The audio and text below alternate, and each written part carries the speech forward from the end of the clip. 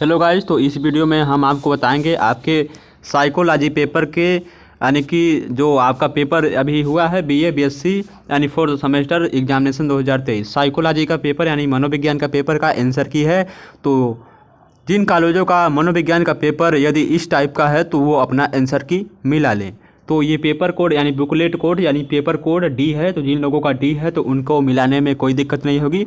लेकिन question paper यदि बनता है ए बी सी डी, तो जिन लोगों का डी है तो उनको कोई प्रॉब्लम नहीं होगा, लेकिन जिन लोगों का ए बी सी है उनको प्रॉब्लम होगा मिलाने में। तो वो लोग अपना ध्यान से मिलाएंगे कितना सही है कितना गलत आंसर है। तो चलिए क्वेश्चन को शुरू करते हैं। तो आपको कुछ पेपर इस तरह से मिला होगा। तो चलिए पहला क्वेश्चन इसमें चलिए देखते हैं इसका राइट आंसर क्या होगा। तो यहाँ पर पहला क्वेश्चन दिया है, मनोग्रसित बाध्यता विकृति के उपचार में कौन सी विधि अधिक उपयोगी है। तो आपको बताना है यानी which method is most useful in obsessive compulsive disorder treatment. तो इनमें से इसका राइट आंसर क्या होगा। मनोबाध्यता की विकृति के उपचार में कौन सी विधि अधिक उपयोगी है। तो संज्ञानात्मक विधि ऑप्शन नंबर क्या है, यानी कि तीसरा वाला सही है। ऑप्शन नंबर सी इसका राइट आंसर है। तो जिन लोगों ने संज्ञानात्मक लगाया होगा उनका राइट आंसर है। बढ़ते हैं अगले क्वेश्चन की तरफ।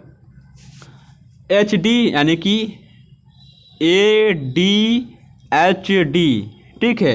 ए डी एच डी एक बाल्य अवस्था का विकार है जिसे जाना जाता है, उसे हम किस नाम से जानते हैं, उसे हम अति सक्रियता विकार के नाम से जानते हैं, यानी कि क्या है ऑप्शन नंबर 2 इसका राइट आंसर है। चलिए बढ़ते हैं अगले क्वेश्चन की तरफ। निम्नलिखित में से कौन बाल्यावस्था के मानसिक विकारों के लिए जोखिम भरा कारक है। कौन कारक है, उपरोक्त में से सभी। ऑप्शन नंबर डी क्या है इसका राइट आंसर है। बढ़ते हैं अगले क्वेश्चन की तरफ। क्वेश्चन नंबर 14 क्या दिया है, ADHD के लिए सबसे उत्तेजक दवा का सबसे सामान्य रूप क्या है। तो ADHD के लिए सबसे उत्तेजक दवा का सामान्य रूप क्या है, रेटालिन है। कौन है, रेटालिन। ऑप्शन नंबर क्या है, तीसरा इसका राइट आंसर है। आगे क्वेश्चन क्या है, ADHD उन स्थितियों को दर्शाता है जिन्हें जाना जाता है असेंट डेफिट हाइपर एक्वालिटी डियासी आर्डर। ये कथन क्या है, मतलब किस नाम से जाना जाता है, असेंट डेफिट हाइपर एक्वालिटी डिसऑर्डर। ये मतलब ऑप्शन नंबर सी क्या है इसका राइट आंसर है। आगे दिया है ADHD का लक्षण नहीं है। तो इनमें से कौन ADHD का लक्षण नहीं है, तो कौन नहीं है। तो इसका राइट आंसर क्या है, ऑप्शन नंबर कौन सही है, आवेग। तो बहुत लोगों ने असावधानी, आवेग, घबराहट, हकलाना लगाया होगा, ठीक है। तो इसमें से ADHD का लक्षण नहीं है तो कौन नहीं है, शायद हकलाना नहीं होगा। तो ऑप्शन नंबर क्या है इसका डी राइट आंसर है। चलिए बढ़ते हैं अपने अगले क्वेश्चन की तरफ। तो यदि आपको कोई भी आंसर लगे हम आंसर गलत बता रहे हैं तो आप उस क्वेश्चन का आंसर कमेंट बॉक्स में बता सकते हैं ताकि सब लोग मालूम हो सके। चलिए आगे देखते हैं हम। आगे वाले में दिया है, किसे टीके को यानी किस टीके को ऑटिज्म से गलत तरह से जोड़ा गया है। किस टीके को ऑटिज्म से गलत तरीके से जोड़ा गया है, MMR को। किसे, MMR को। ऑप्शन नंबर डी इसका राइट आंसर है। ऑटिज्म का उपचार किया जा सकता है। तो ऑटिज्म का उपचार किस तरह से किया जा सकता है, यानी कि autism can be crossed with behaviour therapy, medicine, brain surgery. तो किसके माध्यम से किया जाता है ऑटिज्म का उपचार, तो व्यवहार चिकित्सक द्वारा किया जा सकता है। ऑप्शन नंबर क्या है इसका ए राइट आंसर है। आगे दिया है, नशे की लत क्या है। तो नशे की लत क्या है, इसमें से इसका राइट आंसर क्या होगा, नशे की लत क्या है। तो राइट आंसर है वैध चिकित्सकों से दवाई लेना। ऑप्शन नंबर सी इसका राइट आंसर है। यदि इसमें कोई भी आंसर आपको लगे गलत है तो आप अपना राय कमेंट बॉक्स में दे सकते हैं, अपना ओपिनियन बता सकते हैं। किस आयु वर्ग में नशा एक बड़ी समस्या है, किशोरा अवस्था में। ऑप्शन नंबर क्या है दूसरा इसका राइट आंसर है, यानी कि ये क्वेश्चन एकदम सही है। नशीली दवाओं के दुरुपयोग के खिलाफ अंतर्राष्ट्रीय दिवस कब मनाया जाता है। नशीली दवाओं के दुरुपयोग के खिलाफ अंतर्राष्ट्रीय दिवस 26 जून को मनाया जाता है। ये मतलब ये भी आंसर राइट है। ऑप्शन नंबर क्या है, ए इसका राइट आंसर है। हाइपोकांडिया क्या है। हाइपोकांडिया एक प्रकार की क्या है, मनोवैज्ञानिक विकृति है। क्या है, मनोवैज्ञानिक विकृति यानी physiological disorder. Disorder. Option number क्या है? सी इसका, यानी तीसरा इसका राइट आंसर है। निम्नलिखित में से कौन सा औषधि के विकास का मुख्य कारण है? तो कौन है? उपचार के लिए। ऑप्शन नंबर क्या है इसका? For clinical purpose. ये क्या है हमारा? औषधि के विकास का एक मतलब मुख्य कारण है। ऑप्शन नंबर ए इसका राइट आंसर है। आगे दिया गया है, निम्नलिखित में से तब क्या हो सकता है जब लोग लंबे समय तक शामक दवाओं का उपयोग करने के बाद उसे लेना बंद कर देते हैं? तो क्या होगा? यदि आप कोई दवा लंबे समय से ले रहे हैं, यदि अचानक उस दवा को बंद कर देंगे तो आप में चिंता, चिड़चिड़ापन एवं नींद की समस्याएं उत्पन्न होगी। तो ऑप्शन नंबर ए इसका राइट आंसर है।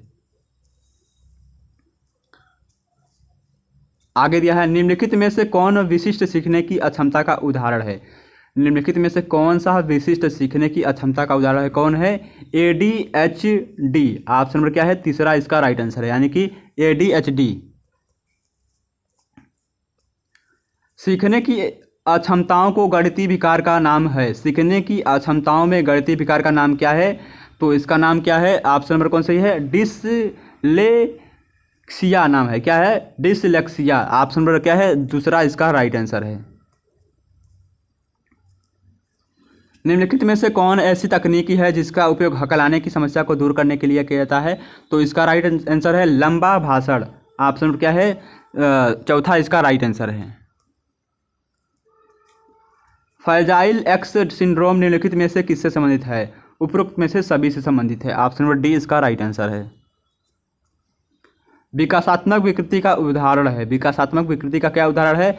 आर्टिस्टिक स्पेक्ट्रम विकृति। क्या है? विकासात्मक विकृति का उदाहरण है आर्टिस्टिक स्पेक्ट्रम विकृति। ऑप्शन नंबर क्या है? चौथा इसका राइट आंसर है। चलिए बढ़ते हैं अगले क्वेश्चन की तरफ। असामान्य व्यवहार क्या है? एक कुमासंयोजी व्यवहार है। क्या है? असामान्य व्यवहार एक प्रकार का कुमासंयोजी व्यवहार है। ऑप्शन नंबर तीसरा इसका राइट आंसर है। ICD 10 का प्रकाशन कब हुआ? तो ICD 10 का प्रकाशन 1993 ईस्वी में हुआ। ठीक है, तो ऑप्शन नंबर कौन सही है? ऑप्शन नंबर इसका बी ए राइट आंसर है। दर्द का अतार्किक भय क्या कहलाता है? दर्द का अतार्किक भय एग्रोफोबिया कहलाता है। क्या कहता है? एल्गोफोबिया। दर्द का अतार्किक भय एग्लोफोबिया कहलाता है। ऑप्शन नंबर क्या है? तीसरा इसका राइट आंसर है। मुक्त बहाव चिंता संबंधित है। किससे संबंधित है? मुक्त बहाव चिंता GAD से संबंधित है। ऑप्शन नंबर क्या है? सी इसका राइट आंसर, यानी तीसरा वाला आंसर इसका राइट आंसर है। ऐसा शब्द जो नैदानिकी परीक्षण के एक समूह को संदर्भित करता है जो दोबारा व्यवहार में घटित होते हैं उसे हम सिंड्रोम कहते हैं। ऑप्शन नंबर क्या है? पहला इसका राइट आंसर है। तो जिन लोगों ने हमारे बताए हुए आंसर को बताए हुए आंसर पर सही टिक किया होगा तो उनका राइट आंसर है। तो कमेंट बॉक्स में बताइएगा आपने साइकोलॉजी के पेपर में BA second year 4th semester के साइकोलॉजी यानी मनोविज्ञान के पेपर में कितना सॉल्व किया है। तनाव जो अच्छा होता है उसे हम क्या कहते हैं? तनाव जो अच्छा होता है उसे हम यूट्रस कहते हैं। ऑप्शन नंबर क्या है? बी इसका राइट आंसर, यानी दूसरा वाला इसका राइट आंसर है। मनोलैंगिक अवस्थाओं की संख्या कितनी है? तो मनोलैंगिक अवस्थाओं की संख्या 5 है। ऑप्शन नंबर क्या है? दूसरा इसका राइट आंसर है। डोपामाइन है। डोपामाइन क्या है? एक प्रकार का न्यूरोट्रांसमीटर है। क्या है? डोपामाइन एक प्रकार का न्यूरोट्रांसमीटर है। इसे हार्मोन्स भी कह सकते हैं। तो यानी कि पहला और चौथा दोनों सही है। तो आप हार्मोन्स भी लगा सकते हैं और न्यूरोट्रांसमीटर भी। ठीक है। DSM मानसिक विकारों का एक वैज्ञानिक वर्गीकरण है जो प्रकाशित होता है किसमें किसने प्रकाशित किया था? अमेरिकन मनोचिकित्सक एसोसिएशन यानी कि APAT ने। ऑप्शन नंबर चौथा इसका राइट आंसर है। पानी का भय क्या कहलाता है? पानी का भय एल्गोफोबिया कहलाता है। ऑप्शन नंबर क्या है? तीसरा इसका राइट आंसर है।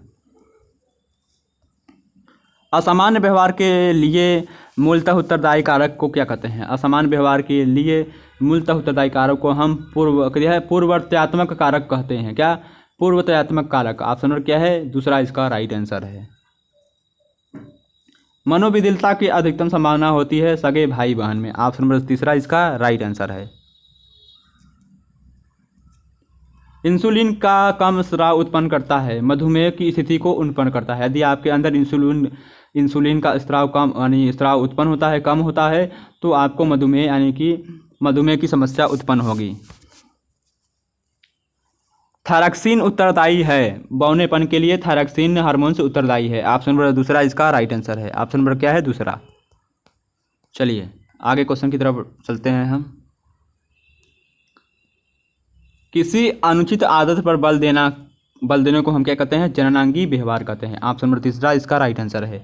अपनी कमजोरी को दूसरों पर आरोपित करना क्या कहलाता है? स्थानांतरण कहलाता है, यानी ट्रांसफर। ऑप्शन नंबर तीसरा इसका राइट आंसर है। इच्छाओं का चेतन या ऐच्छिक अवरोधन कहा जाता है, अंतर्बाधा को कहा जाता है। ऑप्शन नंबर क्या है? तीसरा इसका राइट आंसर है। कष्टकर उद्दीपकों के बचाव के लिए मानसिक संक्रियाओं का उपयोग को हम क्या कहते हैं? उसे मनोरचना कहते हैं। ऑप्शन नंबर क्या है? तीसरा इसका राइट आंसर है।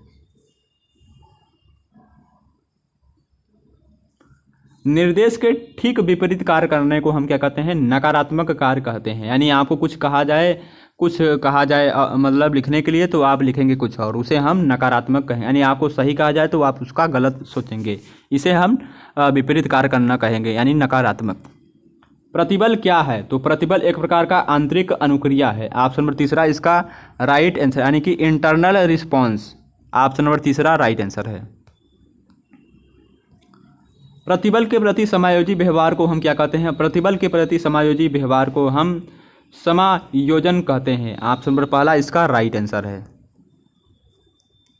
आत्मविश्वास के स्तर पर कमी का परिणाम हो सकता है। आत्मविश्वास के स्तर में कमी का परिणाम हो सकता है निम्न रुचि, यानी यदि आप किसी काम में कम रुचि लेंगे तो आप अच्छे से उस काम को नहीं कर पाएंगे, यानी कि आपके आत्मविश्वास पर यानी कि कमी होगी। तो ऑप्शन नंबर तीसरा इसका राइट आंसर है। तो आपके हिसाब से जो आंसर होता है अपना ओपिनियन दे सकते हैं। सामान्य अनुकूलन संरक्षण अवधारणा का प्रयोग सर्वप्रथम किया किसने किया? सेल्ले द्वारा किया गया था। ऑप्शन नंबर क्या है? पहला इसका राइट आंसर है। सामान्य अनुकूलन संरक्षण अवधारणा में कितनी अवस्थाएं हैं? तो कितनी अवस्थाएं हैं? 3 अवस्थाएं हैं। ऑप्शन नंबर क्या है? तीसरा इसका राइट आंसर है। बर्नआउट परिणाम है, तो बर्नआउट एक प्रकार का क्या है? दीर्घकालिक प्रतिबल है। क्या है? दीर्घकालिक प्रतिबल। ऑप्शन नंबर तीसरा इसका राइट आंसर है। दुर्घटना संरक्षण में कितनी अवस्थाएं हैं? दुर्घटना संरक्षण में 3 अवस्थाएं हैं। ऑप्शन नंबर दूसरा इसका राइट आंसर है। निम्नलिखित में से कौन चिंता का प्रमुख लक्षण है? तो भय यानी फियर, यह चिंता का प्रमुख लक्षण है।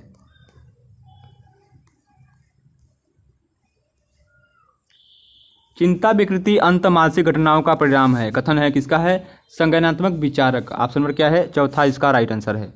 क्रबंध असंवेदीकरण का प्रयोग होता है, तो कहाँ पर होता है? भय न्यूरीकरण में होता है। ऑप्शन नंबर क्या है? पहला इसका राइट आंसर है। मनोविदिलता के बारे में कौन सा कथन असत्य है? तो वास्तविकता से प्रत्याहार, यह कथन क्या है? मनोविदिलता के बारे में कथन क्या है? गलत है।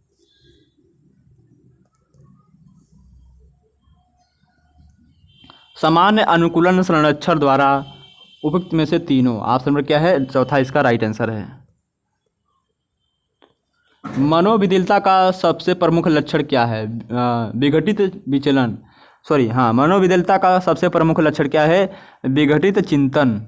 ऑप्शन नंबर क्या है? दूसरा इसका राइट आंसर है। चलिए आगे बढ़ते हैं। डिमेंशिया पारेकोस का दूसरा नाम क्या है? मनोविदिलता नाम है। ऑप्शन नंबर क्या है? पहला इसका राइट आंसर है। मानसिक विकृति के वर्गीकरण की नवीनतम पद्धति क्या है?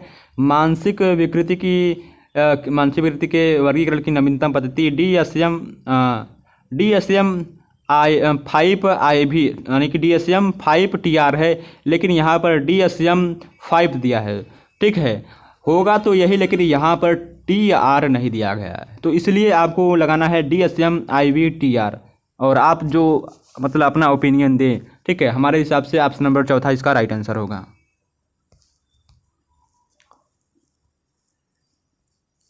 सबसे गंभीर मनोवैज्ञानिक विकार है, तो कौन है? मनोशारीरिक विकार। यह क्या है? सबसे गंभीर मनोवैज्ञानिक विकार है।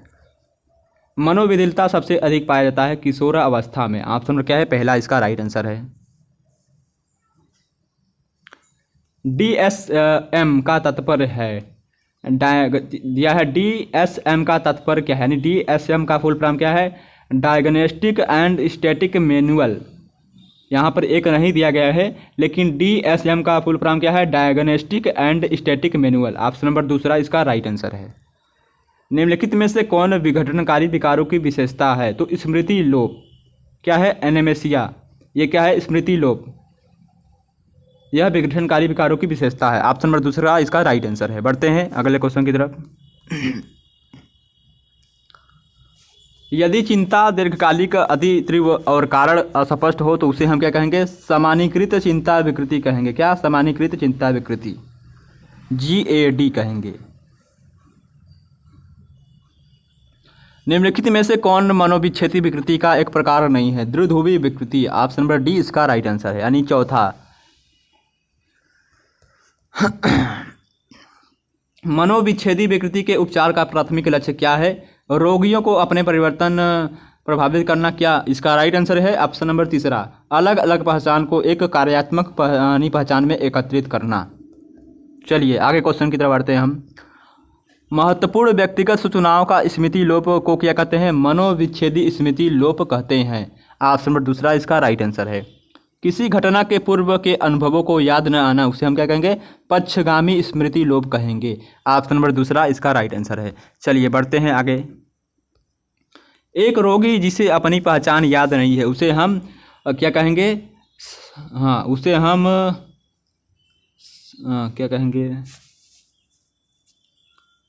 मनोविच्छेदी आत्मस्मृति विकृति कहेंगे। ऑप्शन नंबर क्या है इसका, बी, यानी दूसरा इसका राइट आंसर है। तो आपके हिसाब से इसमें जो ओपिनियन हो दे सकते हैं।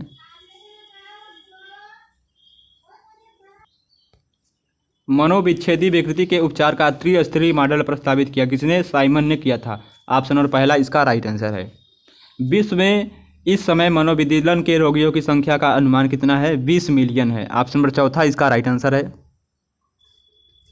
मनोविदिलता शब्द सबसे पहले किसने प्रयुक्त किया था, ब्यूलर ने प्रयुक्त किया था। ऑप्शन नंबर तीसरा इसका राइट आंसर है। एक व्यक्ति में विषादी घटना प्रायः प्रतिदिन 2 सप्ताह घटित हुई तो इसे हम क्या कहेंगे, तो इसे हम प्रमुख विषादी विकृति कहेंगे। ऑप्शन नंबर क्या है, तीसरा इसका राइट आंसर है।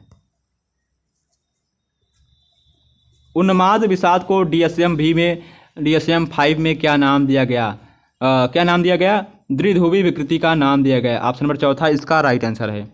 किसी अनुचित आदत पर बल देने को हम क्या कहते हैं, जननांगी व्यवहार कहते हैं। ऑप्शन नंबर क्या है, तीसरा इसका राइट आंसर है। चलिए बढ़ते हैं आगे क्वेश्चन की तरफ। यहाँ पर दिया गया है निदान मानसिक रोग के वर्गीकरण में सहायक है, यानी कौन सा क्या निदान मानसिक रोग के वर्गीकरण में सहायक है, हाँ तो यह कथन क्या है, सत्य है। मादक द्रव्यों के सेवन में निम्नलिखित में से कौन सा एक महत्वपूर्ण कारक है, तो पहला वाला कारक महत्वपूर्ण है, जब मादक द्रव्य को नियमित रूप में उपयोग में लाया जाता है। यह कथन क्या है, सही है। DSM-5 में किन विकृतियों को अपनी मौलिक श्रेणी से हटाकर अलग श्रेणी में रखा गया है, OCD एवं PTSD को। ऑप्शन नंबर क्या है, चौथा इसका राइट आंसर है। डिस्क्लेसिया किस तरह की विकृति है, डिस्क्लेसिया एक प्रकार की अधिगम विकृति है। ऑप्शन नंबर पहला इसका राइट आंसर है, लर्निंग डिसऑर्डर। एग्रोफोबिया पद का प्रतिपादन सबसे पहले किसने किया था, एग्रोफोबिया का प्रतिपादन सबसे पहले कार्ल वेस्टरफाइल ने किया था। ऑप्शन नंबर दूसरा इसका राइट आंसर है। टाइप ए व्यक्तित्व योगदान करता है, तो टाइप ए व्यक्तित्व क्या योगदान करता है, टाइप ए का व्यक्तित्व में क्या योगदान है, तो प्रतिबल में योगदान है। ऑप्शन नंबर क्या है इसका, दूसरा राइट आंसर है। और आपके हिसाब से जो भी हमारे यानी बताए गए हुए आंसर में यदि कोई भी त्रुटि है तो अपना ओपिनियन यानी अपना राय दे सकते हैं, यानी कि ये वाला आंसर सही होगा कि ये वाला, ठीक है। तो आप सभी BA second year 4th semester का जो भी मनोविज्ञान का एग्ज़ाम दिए होंगे, जिस कॉलेज का एग्ज़ाम हुआ होगा, यदि क्वेश्चन मैच कर रहा है कुछ तो आप आंसर मिला सकते हैं। तो धन्यवाद। चलिए नेक्स्ट वीडियो मिलते हैं। साथ ही ये वीडियो उन कॉलेजों के लिए है, यानी कि उन बच्चों के लिए है जो अभी तक मेडिकल यानी कि अभी तक मनोविज्ञान का एग्ज़ाम नहीं दिए हैं, यानी कि मतलब कोई भी कॉलेज का यदि एग्ज़ाम नहीं हुआ है तो वो इस वीडियो के माध्यम से दे सकते हैं। धन्यवाद। नेक्स्ट वीडियो मिलते हैं।